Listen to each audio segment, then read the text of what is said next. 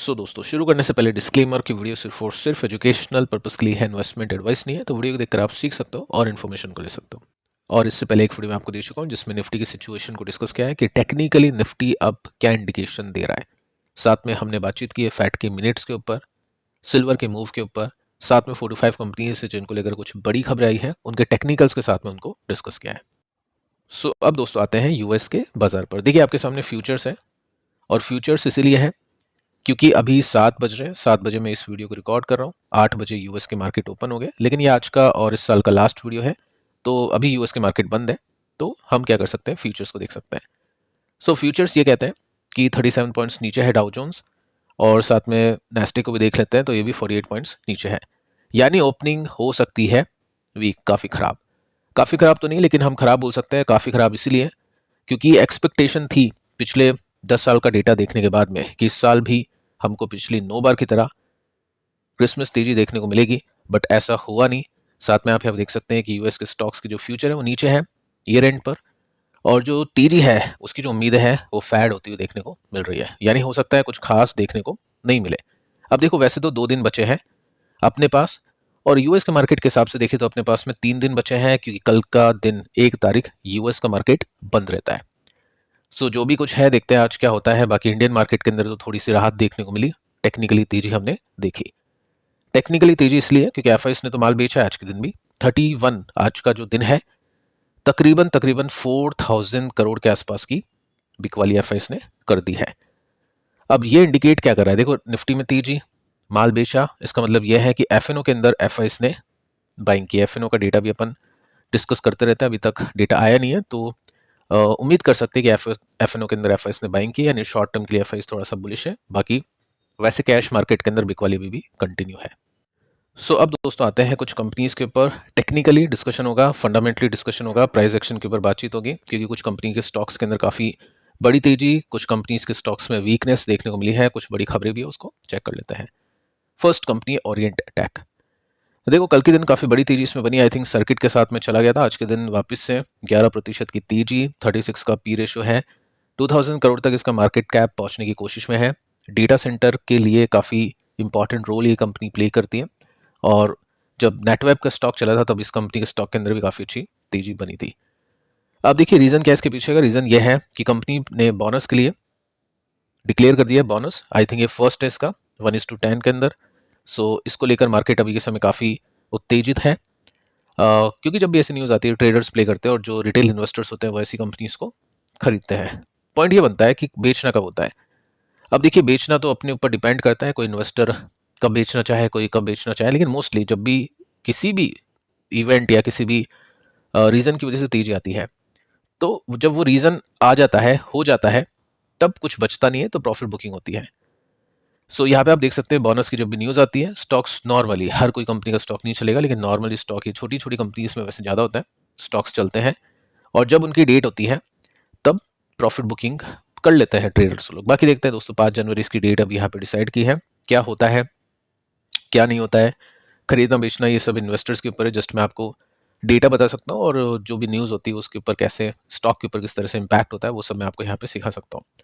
ठीक है। यहाँ पे आप देख सकते हैं कल के दिन एक अच्छी तेजी बनी, अच्छी बाइंग हुई, काफ़ी अच्छे वॉल्यूम्स हमने देखे। आज के दिन भी काफ़ी ह्यूज वॉल्यूम देखने को मिले हैं।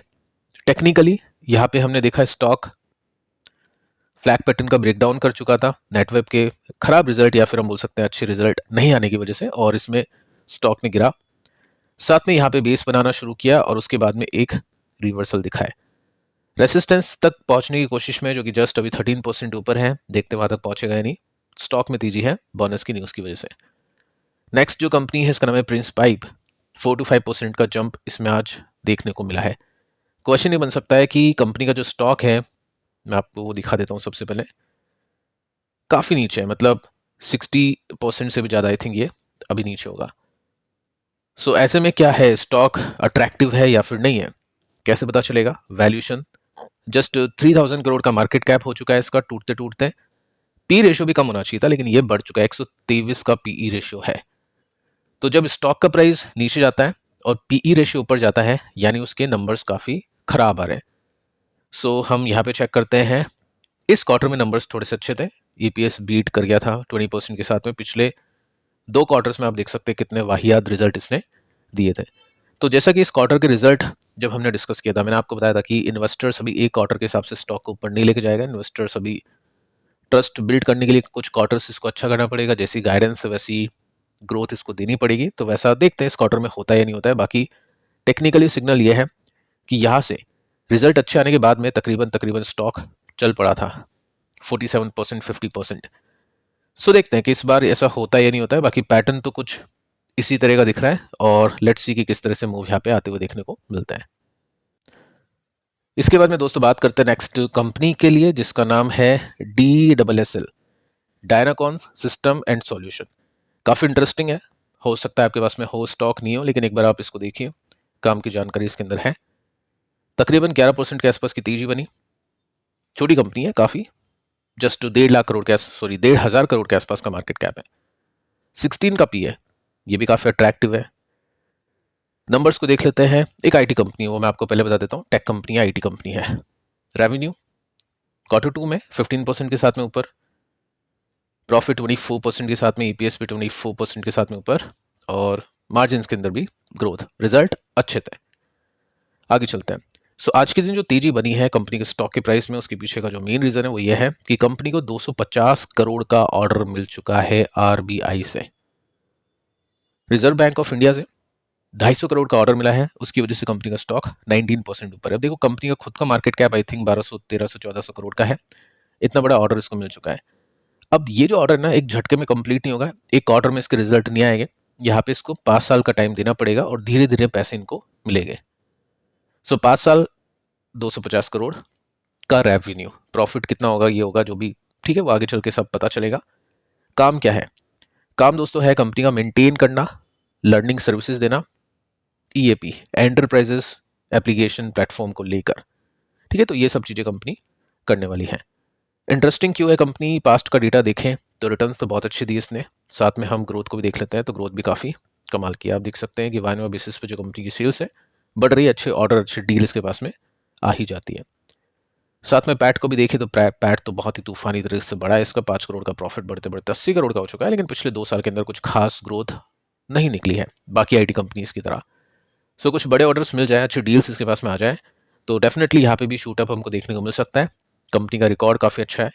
साथ में 60.95% के स्टेक प्रोमोटर के पास में है। इसने इंटरेस्टिंगली स्टेक को इंक्रीज किया।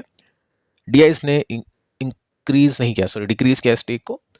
पब्लिक का कुछ खास यहाँ पे चेंजेस देखने को नहीं मिलता है, ठीक है। तो इस बेसिस पे हम इसको देखेंगे। टेक्निकल्स में देखते हैं, काफ़ी शानदार पैसे इसने बना के दी इन्वेस्टर्स को। उसके बाद में रिजल्ट थोड़े खराब आने शुरू हुए, ब्रेकडाउन हुआ। स्टॉक अभी डाउन ट्रेंड में है क्योंकि जो लो है वो नीचे शिफ्ट हो रहा है, हाई है वो भी नीचे शिफ्ट हो रहा है, तो हम इसको डाउन ट्रेंड ही कहेंगे। जब तक ये अपने सपोर्ट को, ये जो सपोर्ट था अब ये रेसिस्टेंस बन चुका है, इसको ब्रेक नहीं कर लेता है जब तक ये अप ट्रेंड या फिर रिवर्स नहीं होगा। ब्रेक करना थोड़ी सी दूर की बात है। अगर यहाँ तक पहुँच भी जाता है स्टॉक, तो 20% का गैप इसको पहले कवर करना पड़ेगा। काफ़ी इंटरेस्टिंग कंपनी है, छोटी कंपनी है, जिसको भी इंटरेस्ट है छोटी कंपनीज में, जिसका ट्रैक रिकॉर्ड अच्छा है, अच्छी डील, अच्छे ऑर्डर है, टेक्निकल्स में कुछ डेटा बन रहे हैं, तो वो आप इसको देख सकते हैं, ट्रैक कर सकते हैं। नेक्स्ट जो कंपनी है इसका नाम है एथर इंडस्ट्रीज एनर्जीज, और इसके अंदर 3.5% के साथ में तेजी बनी। 20,000 करोड़ का मार्केट कैप है। वैल्यूएशन नहीं है, इट मीन्स कंपनी लॉसेस में है, लेकिन अच्छी तेजी आज बनी है इसमें, क्योंकि इसके लॉस कम हुए थे। 154 करोड़ का लॉस इसमें था। 54% के साथ में इसकी सेल्स बढ़ी थी, मार्जिन बढ़े थे। कुल मिला के Q2 इसका अच्छा था। बातचीत की थी कि Q2 किन किन कंपनीज का अच्छा है, उसके अंदर हमने इसको डिस्कस किया था, क्योंकि टेक्निकल्स में भी काफ़ी अच्छे पैटर्न बन रहे थे सीखने के बेसिस पे, और यहाँ पे हमने रिजल्ट भी इसके काफ़ी अच्छे देखे थे। अब देखिए, ओला के भी रिजल्ट हमने डिस्कस किए, तो ऑलमोस्ट हर एक कंपनी के रिजल्ट अपन देखते हैं। ओला के रिजल्ट अच्छे नहीं थे। दोनों कंपनी कॉम्पिटिटर है एक दूसरे की, ठीक है। ओला अच्छा नहीं कर रहा है, ओला का मार्केट शेयर भी ड्रॉप कर रहा है 50% के साथ में। 2 दिन पहले का आर्टिकल है, 2025 में 50% से भी ज़्यादा मार्केट शेयर ओला के हाथ से चला गया।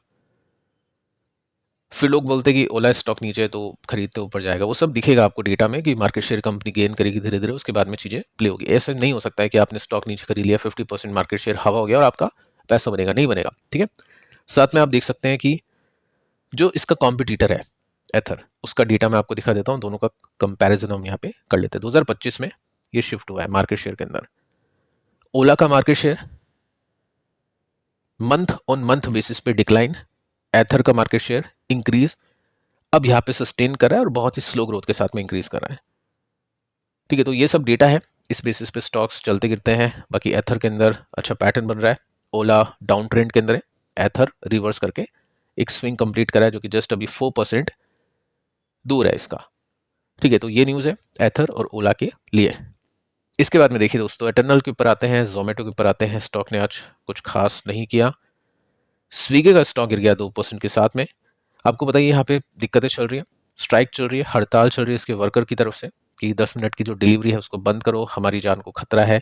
काफ़ी सारी प्रॉब्लम्स होती है, इतनी ऑब्वियस है, मतलब हर जगह ये सर्विस नहीं होनी चाहिए। जहाँ पे पॉसिबिलिटी है वहाँ पे रख सकते हैं, बाकी ठीक है, आप अपना व्यू रख सकते हैं कि क्या करना चाहिए इनको। फिलहाल के लिए जोमेटो और स्विगी ने हाई की है डिलीवरी वर्कर की इंसेंटिव्स, यानी जो पेमेंट है आज का, न्यू ईयर इवनिंग का हम बोल सकते हैं, वो इंक्रीज किया है। ठीक है, क्योंकि ऑब्वियस है ये काम कर रहे हैं, दुनिया भी जश्न मना रही है, तो इनको मिलना चाहिए ज़्यादा पैसा। तो पैसा मिलेगा तो उसके बाद में क्या होगा, कंपनी को मार्जिन्स के अंदर कमी करनी पड़ेगी, लागत बढ़ेगी, तो बैड न्यूज़ है। और वैसे भी जो हड़ताल चल रही है और पिछले क्वार्टर की जो रिजल्ट थे वो इसके खराब थे, तो उस बेसिस पे स्टॉक अभी डाउन ट्रेंड के अंदर है। बीच में जो भी हाथ डालेगा जलेगा, क्योंकि डाउन ट्रेंड है, जहाँ पे भी खरीदेंगे पैसे डूबेंगे और डेटा अच्छा नहीं है तो डेटा घूमेगा, होता है इन कंपनीज के अंदर। यहाँ पे हमने देखा 35% का क्रैश। उसके बाद में चीज़ें चेंज हुई, रिवर्सल दिखा, 86% पैसा बना भी, 25% क्रैश। हो सकता है 30 जाए 35 जाए, और जब चीज़ें चेंज होगी घूमेगी तो फिर पैसा इनमें बनता भी है। ये कंपनी है स्विगी, और इसमें हम देखते हैं इसमें भी स्टॉक अभी डाउन ट्रेंड के अंदर है, तो पैटर्न बिल्कुल सेम है दोनों कंपनीज का। सो देखते हैं दोस्तों यहाँ पे कब चीज़ें चेंज होती हैं, कैसे रिवर्सल आते हैं, जब भी होगा मैं आपके साथ में रखूंगा उसको। सो फिलहाल दोस्तों इस वीडियो में इतना ही, पिछले वीडियो को आप जरूर से देखना। मिलते हैं कल, तब तक के लिए शुभ रात्रि।